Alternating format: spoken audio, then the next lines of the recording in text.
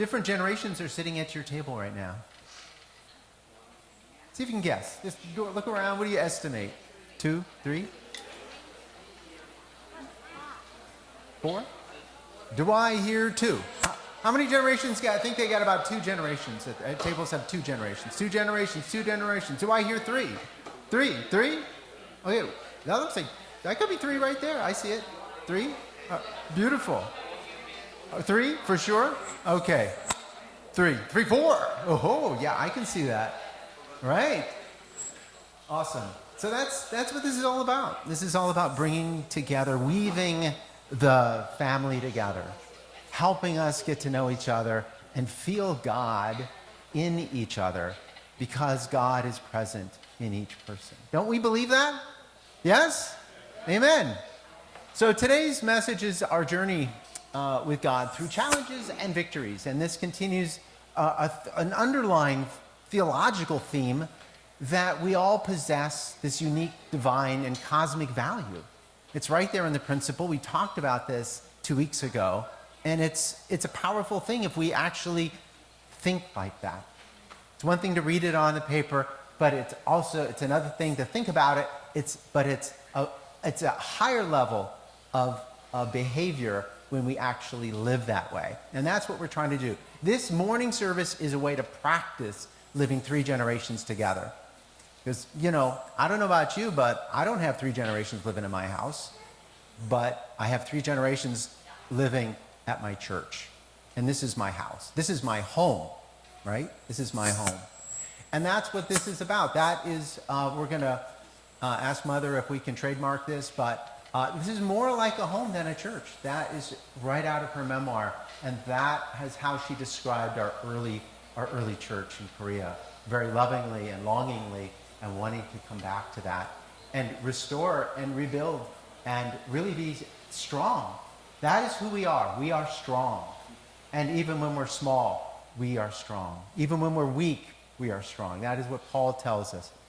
So this is what we're doing. We are talking today about the power of moving through challenges and gaining and finding those victories that are rather hard to find sometimes. So each of us needs to feel deeply grateful for being born. There is not one person whose birth is meaningless. Nobody in this room is meaningless. And as Takayoshi so beautifully inferred, there's no one in this world whose birth is meaningless. And that kind of consciousness is a higher level of consciousness when we can walk around and see everyone in the world as God's child. So let's practice today. Those are 7 or 6 generations braided together. That's what we're doing here. And I just want to give a shout out to the research that Mika and I are doing with HGI. And so in my research project, I had got 50 surveys filled out last 2 weeks ago. Thank you. God bless you. Thank you so much. We brought paper surveys, but also if you didn't fill out the survey, you can take a picture of that QR code right now and like get it up on your phone and then do it later.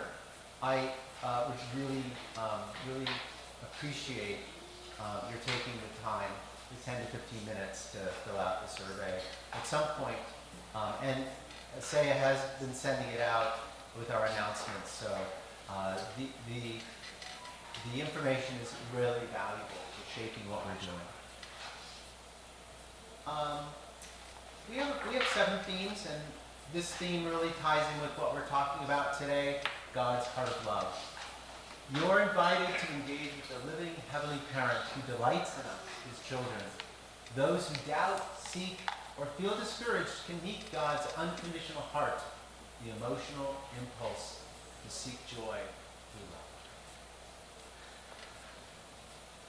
All right, we're going to open this part with a meditation.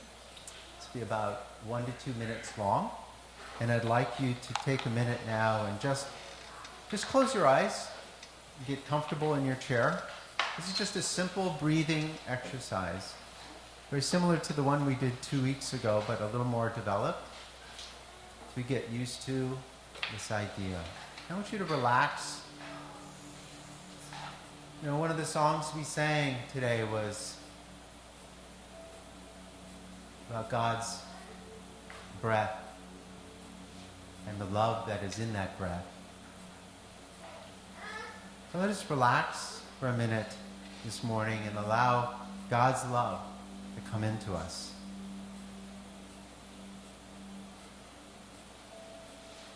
Just notice that God is always there. Often we don't feel it, but it's there. Allow yourself to feel the in and out of your breath, the rising and lowering of your chest as you breathe.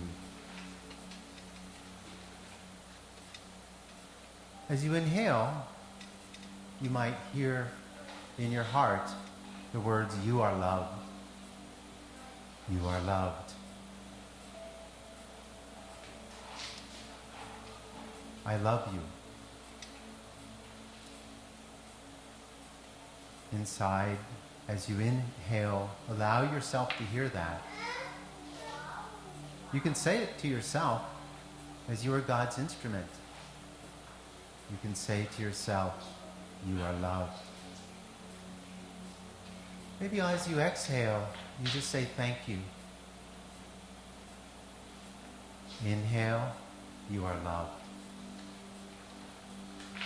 Gently exhale, "Thank you. You are loved. Thank you. You are loved. Thank you. You are loved. Thank you. You are loved. Thank you.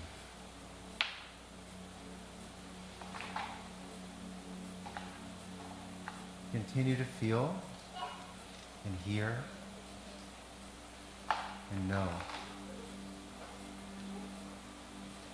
that you are loved.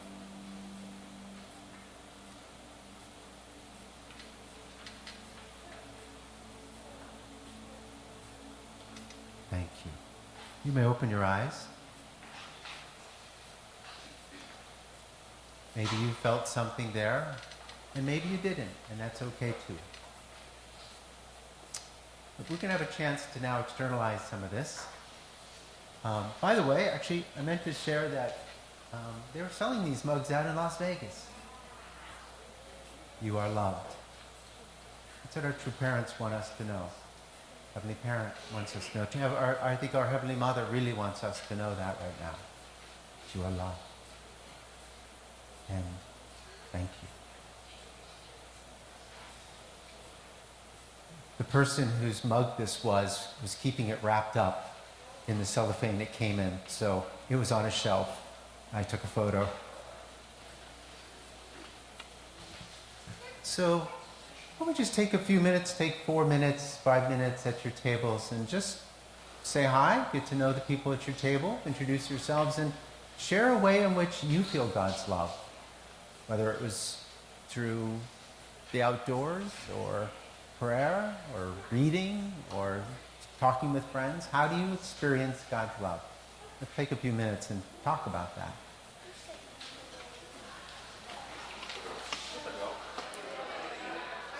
So we're going to move forward.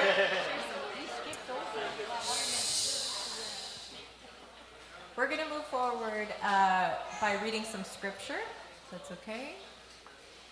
All right, so this is St. Paul on our unique and divine gifts. We have different gifts according to the grace given to each of us. If your gift is prophesying, then prophesy in accordance with your faith. If it is serving, then serve. If it is teaching, then teach. If it is to encourage, then give encouragement. If it is giving, then give generously. If it is to lead, do it diligently. If it is to show mercy, do it cheerfully. And we're going to move to, actually these are Mother's words from the Mother Peace. If I had experienced only joyful things, I never would have been able to look into people's deepest, innermost hearts. I never would have known the joys of the kingdom of heaven. I have passed through the bottom of hell and experienced every kind of bitterness in life. God wanted me to train myself. What I needed was untiring faith, strong will, and perseverance. That is how I reached this point today. No matter who you are, you will not experience only sweetness and joy on the path to the kingdom of heaven. Going through spiritual struggle is, in fact, a most precious blessing. Through it, you can feel the grace of God.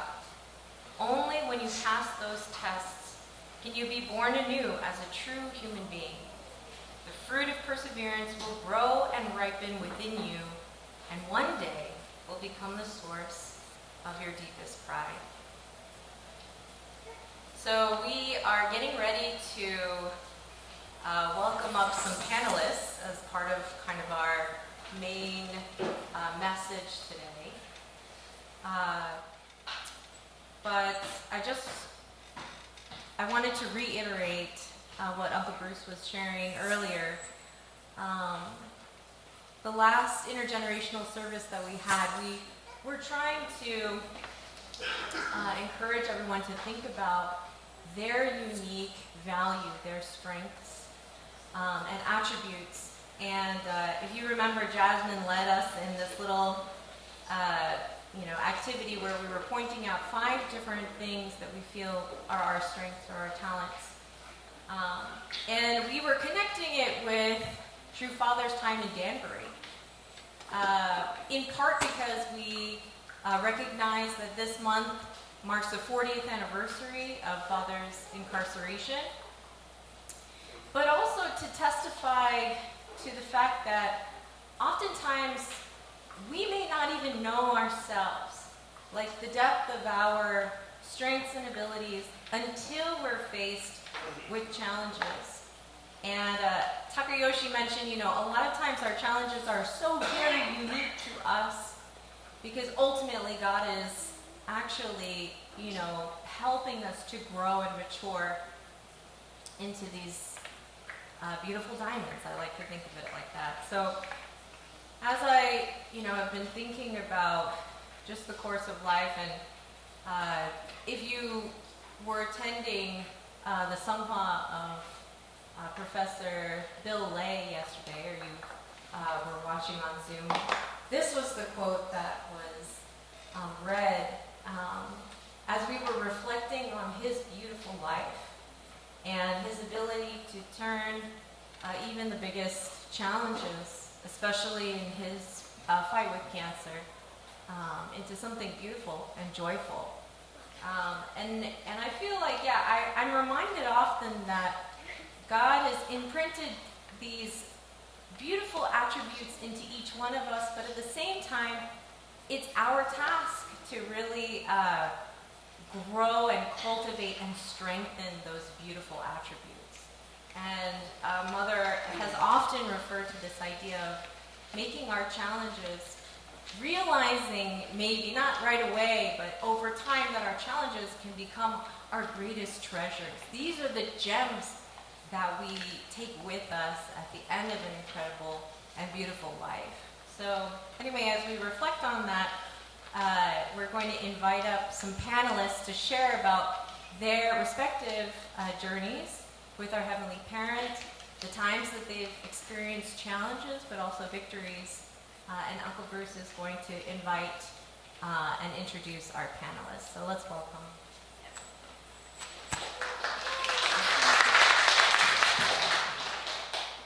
All right.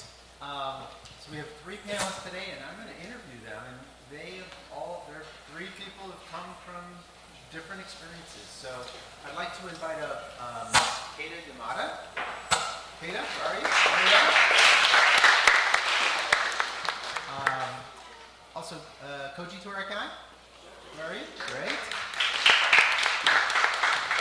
And where is Simone Dorosky Miyazaki? Is she around? Oh, there she is. All right, so.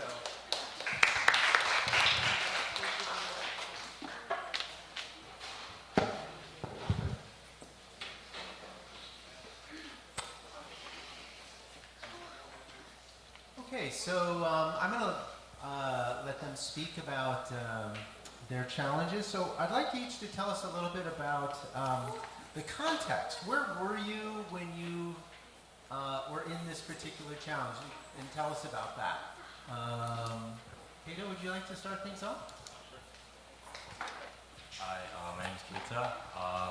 In this challenge, I was in New Jersey this past fall. I was doing a mission where basically we were witnessing, and I was leading a team during that time. For me, I was in Houston, Texas. I'm Koji. I was in Houston, Texas doing a fundraising condition. That was where I was for my challenge. So I was in college. I was in college and I was the president of student government for my college and working with a lot of different clubs and organizations on campus. Okay, great, thank you. So tell us a little bit about what this challenge was, and did you expect it to be as hard as it was? Keita? No, but yeah, challenges. I did a lot of different challenges throughout this period. It was a period of like 2 months, and I experienced different things such as recognizing my own value, my position as a team leader, as well as a particular member that I struggled with. For my challenge, it was actually trying to find your parents, trying to find it. Reverend Sungmin, who was the second coming. And before GP, I didn't believe in them. I didn't believe that they were who they say they were. So I understood that this fundraising condition that I was in, I really had to focus and dial in, really figure out they were my parents. And I knew it was going to be hard because it was really tough. I prayed to God. I was like, God, if they're what they say they are, then let hell strike on me, let loose on me, and that was a powerful prayer. I'll say that. So I was in college, and I was running a lot of organizations on campus, and my challenge was that I was running so much stuff, and I was doing so many things, and I had so little time to the point that I forgot to, even though I was doing things for God and providence and trying to make the world a better place and the campus a better place and build programs for students, I forgot to let God into, I forgot to, even though I was doing it for God, I forgot to let God into the experience. Okay, so I just want to start off, Koji, with this question. So, just to change it up a little bit, what was that like? What was the hardest part about that moment, that challenge, and how did you? Was there a moment where you really got to the bottom, and then kind of? What was it? What was the turning point like, and how did you kind of reach that bottom and kind of start moving in a direction that you were able to reach? Yeah, well, it was during the winter, fundraising condition, and the first week I was, making some good result, and I was like, dang, like I can't just be like making good result. I have to I have to figure out like who I am, what my faith is, and so I prayed to God, like God, if true parents are who they say they are, like show me through like the front line. If that means like letting hell loose, like I'll endure it all. And oh my God, dude. Like every person I met somehow knew Reverend Moon, like everybody. And I was getting persecuted. I was getting like made fun of, mocked, and it was like every day. And I remember going back to the band and just kind of like having my head down, according to my captain. I was like, yeah, another man today. Yeah, he somehow knew Reverend Moon, and $0. Anyways, I think the turning point for me was it was a laundry day. I was reflecting, and it kind of hit to me in my head like, dude, like I've received all this persecution, but you know, like true mother, true father, they like received much more than what I did, and they took it with a grateful heart, knowing that like they represent God and who God is, like a God of love. So that like if they were to lash out, if they were to like, you know, like point the middle finger at whoever their enemy was, then they would represent a God of hate, a God of war, a God of hatred, all that. But instead they embraced their enemies with love, because they understood that, you know, who they represent is a God of love, a God of forgiveness. And for me, like in that moment, I was doing laundry, I started like writing in my notebook, and like my captain's right next to me, and I make this realization. I turned to him, I'm like, I think I believe in Father, and that was it. Thank you. You want to speak to that? Same question. The question is like, what was the bottom of hell like, or you know, what was that deepest valley? Sometimes, you know, we use mountains and valleys as is on the slide, and you know, climbing up the mountain can be hard. You can fall off the mountain and hurt yourself, right? But you can also get to the top of the mountain and have that peak experience. And if this was a struggle climbing, or whether this was, you know, the darkest, deepest valley, what was that place like, and how did you start to turn around or find your way through it? I might go all over the place because like so many different like, things going on, but I do remember, yeah, a time when I was really struggling with like my value in my position as a leader. There was a missionary from Korea that we were working together with, and I spent like late night talking with him, just like talking about our position as a leader, and he was really reaffirming me a lot, and it really helped a lot. But it was like right after that moment, I was like, like something just kind of got out of hand. Like it was like this one particular member, he would always like go to sleep late, and like the center leader would always like put it on me that I'm forcing this member to not go to sleep. And actually another member too, he was like also like reflecting outside when it's on curfew. And then both of them were like second years in this program, and then I had another teammate who was also third year, the same as I was, and then he was kind of like bashing on me for like not leading the team properly. And then so I was just like, I went to bed and I just feel like the worst. But yeah. But yeah, I guess things started like getting better when I just like reached out to my center leader in New Jersey. Yeah, just like talking about like my position as a leader, how I can lead the team better, and so yeah, I started taking the steps that he recommended, just like trying to lead the team better or lead the team more with this heart of love, through really trying to serve, not just I guess teaching people like. Teaching members intellectually. Yeah.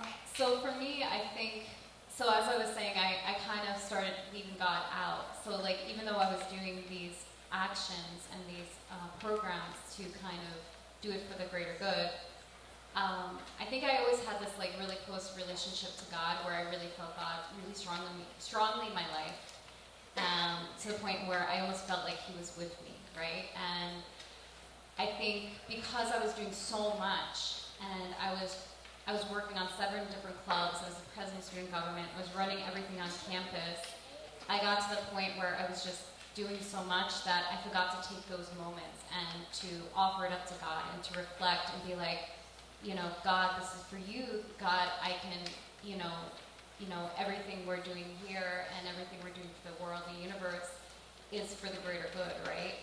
So even though I was really busy building something and I was building something successful, it was more, I wasn't fully taking that time to like reflect and really offer it up. So then I started feeling very lost and lonely in my heart. So when I was in college, I was on college campus, I just felt like almost a little bit empty, or like I felt like something was missing, like I couldn't feel God in my heart at that time. So I went from feeling God to like not feeling Him at that moment.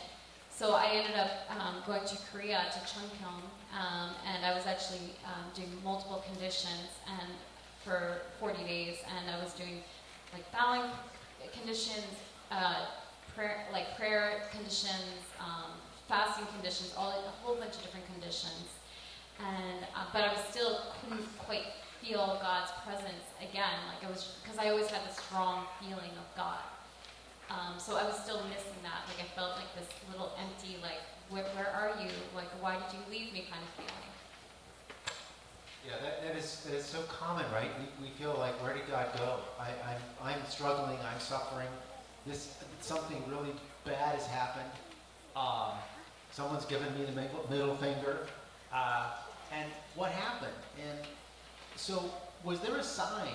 Is there a moment that you think back to that gives you a confirmation, a hope that, because we, in these experiences, was there a moment, something you haven't shared with us yet, a confirmation, a sign that you were going to break through, that gave you some hope?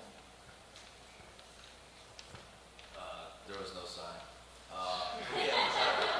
I just understood that if I continuously, tried my best to find true parents would come to me. And there was absolutely no sign. God just kept the timing going. Yeah, same. Yeah, it's a similar mindset. I just knew that I should keep going, just leading the team, and really having this mindset towards really contributing to province, support mother. Any point that changed?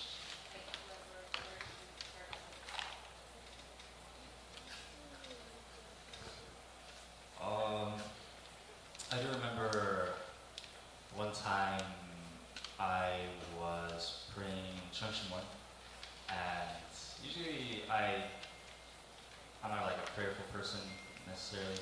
I don't get like huge revelations people like share, but I remember one time I was sharing about my struggles with this particular member, and I didn't really get an answer, but once I finished praying and then I got up, and right when I was about to leave the junction one, a thought went through my head,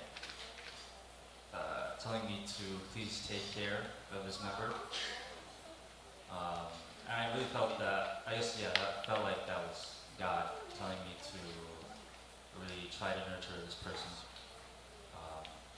because this member is also Heavenly Parent's child. So, yeah, I think that really helped me give a much broader perspective on how, I should work on having a broad perspective.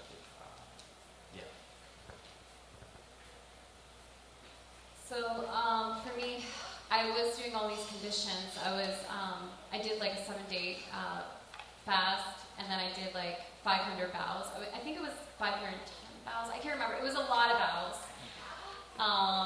And to the point I remember like my knees were hitting the floor, and I literally could feel bone. And I was also, I was going up to the mountain 3 times a day to pray. And but I still couldn't quite feel God in that moment, right? And I was still kind of like, well, where are you? So this one day, I was climbing up the mountain, and I got to the top, and some people were coming down, and I was just, alone on the top of the mountain, and it started downpouring. It started just literally, the rain started pouring down, and I started crying, and I out of nowhere just shouted, "Where are you?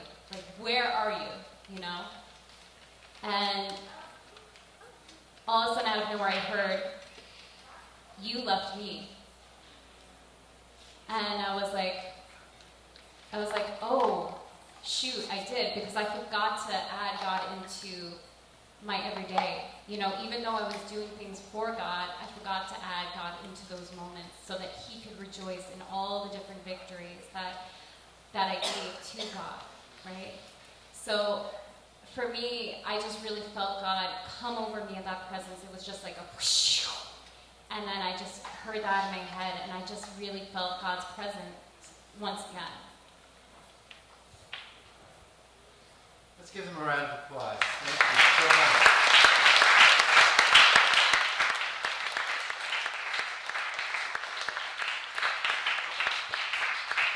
So recently, a Christian writer pointed out that the concept of remembering is more common in the Bible than the word obedience. We are asked to remember who we are. And Stephanie was sharing at our table how much Christian music speaks to her, and she hears God's voice through her. And I confess, the other day I was listening to a song, and the title was "Remind Me Who I Am," and it touched me. And this testimony, this sharing, what we're encouraging ourselves to do here is to remind ourselves of how we faced those dark moments and we turned around. Is there a life hack in your life that has worked for you?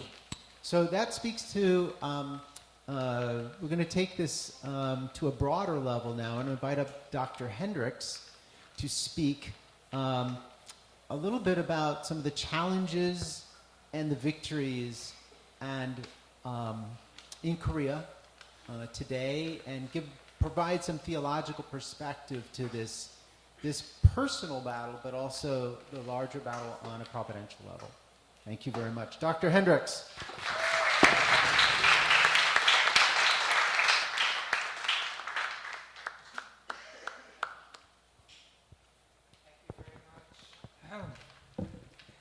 For allowing me a few minutes to speak. Today, which is 7/1 according to the heavenly calendar, is the day of two holy days. The first is the day of God's eternal victory, founded on July 1, 1991, when two parents called all blessed couples to register as tribal messiahs. 4 months later, they called all blessed families to move to their hometown. The second is the declaration day of the cosmic Sabbath for the parents of heaven and earth, founded on August 9, 1997, when we achieved, well in advance of Father's deadline, the goal of 3.6 million blessed couples in advance of the RFK Stadium blessing. In the inaugural Holy Day speech for that holy day, True Father said, if the first generation fails, then there is the second generation. And if the second generation also fails, then the third generation is waiting. We should determine ourselves to complete our mission within our seventh generation. You second generation, I will get hold of you and put you on the test stage, and we'll see how much you can endure. My comments on the persecution we are experiencing in South Korea. I will begin with an excerpt from a recent Washington Times editorial by Newt Gingrich. With the United States' three-quarter century history of support for freedom in South Korea, we have every right to be alarmed by the recent attacks on religious liberty. The new government of South Korea has launched a shocking assault on religious leaders. There have been police raids involving 1,000 or more officers and prosecutors invading the homes and religious sanctuaries of conservative leaders. The new government's persecution of conservative leaders has led to intrusions into their personal space that makes the Biden administration's assault on the Trump personal effects, including the First Lady's personal clothing, seem minor by comparison. Conservative religious leaders such as Yoido Full Gospel Church Reverend Young-Hoon Lee, Far East Broadcasting President Kim Jong-hwan, and Family Federation for World Peace and Unification co-founder Dr. Hak Jahan Moon have all been raided in a deliberate government assault on their liberties and rights to espouse their religious beliefs. Ironically, even as the South Korean government has attacked Dr. Moon, her work for peace is increasing. She is hosting a conference focused on security and peace for Korea, threats from China and North Korea, and the Taiwan situation. She has doubled the peace efforts at this time all over the world, with conferences in the Middle East, Asia, Africa, Europe, and the United States. Despite all this, she is under attack from the new left-wing South Korean government. The South Korean government's assault on religious liberty comes at a time when the left around the globe is increasingly and overtly anti-religious. That concludes my excerpt from Mr. Gingrich's article. I will close by applying a divine principle perspective to what we are going through in South Korea, which was referenced by Mr. Gingrich. At certain points, our movement graduated to what divine principle calls a higher sphere of benefit in the providence of restoration. Examples include Yoyo Island and Washington Monument rallies, Vision 2020, the opening of the Cheonwon-gung in 2023, and now the opening of the Chanil Sanctum. The doctrine of returning resurrection explains that, quote, we cannot graduate to the new sphere of benefit unless we first make a condition of indemnity to remove the sins of the past. In the case of graduating from the family sphere to the clan sphere, a person must pay the debt of sin, both for him or herself and for the ancestors of his or her clan. Heaven allows evil spirits to torment him or her as punishment for this sin. This explains why, after the Yoido Island Washington Monument victories, came the anti-cult movement, Korea Gate, Hung Jinim's offering of his life, and the Danbury Course. Vision 2020 was followed by the global COVID-19 lockdown. The Cheonwon-gung dedication was followed by Russia's invasion of Ukraine and government persecution of our movement in Japan. And now the Chanil Sanctum opening is followed by the South Korean government's attack on our movement and other religious groups. We are indemnifying our own sins and our ancestors' sins, plus the sins of all the world's religions, nations, and races throughout history. Divine principle concludes, if we willingly endure the suffering given by the evil spirits and overcome it, we will pay the indemnity and thus be entitled to enter the higher sphere of benefit. This is the way that the providence of restoration expands its sphere of benefit from the family level to the clan level to the national level and the world level. This is the perspective I take, and it gives me great hope for the future. Thank you for your kind attention.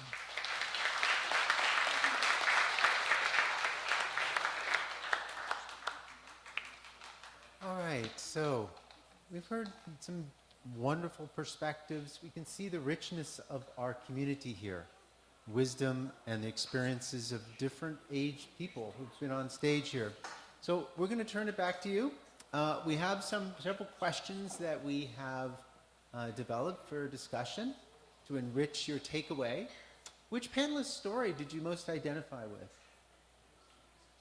Discuss a journey in which you experienced both God's absence and ultimate presence. How was the breakthrough made? How did you break through? And how has the example of true parents been a source of inspiration for you in your life? Okay. Turn it back to your tables, and if you want to keep doodling, you please do so, kids. Always love to get your artwork turned in, but this is a chance for us to talk at our tables about these questions. So did you learn something about the people around you? Did you enjoy the conversations? Do you like talking to each other? They're not so bad, right? These people here? They're not so bad. And some of these older people, they got some wisdom. Right? That's what Takeyoshi said in his prayer.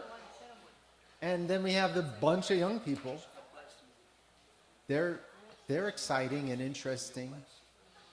You know, we expand our horizons. There's so much richness in this community. So I'd like to invite up Daniel Song, and he will lead us in offering our pledge number 2, and then we'll have a closing prayer. Daniel?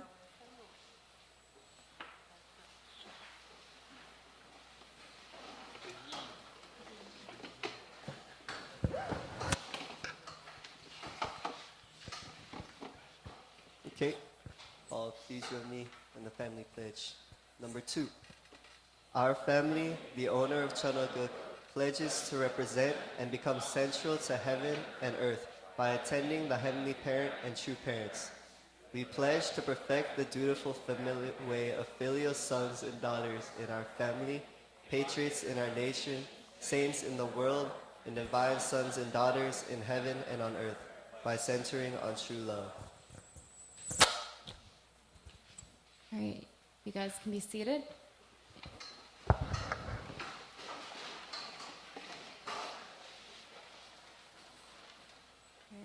Please join me in prayer.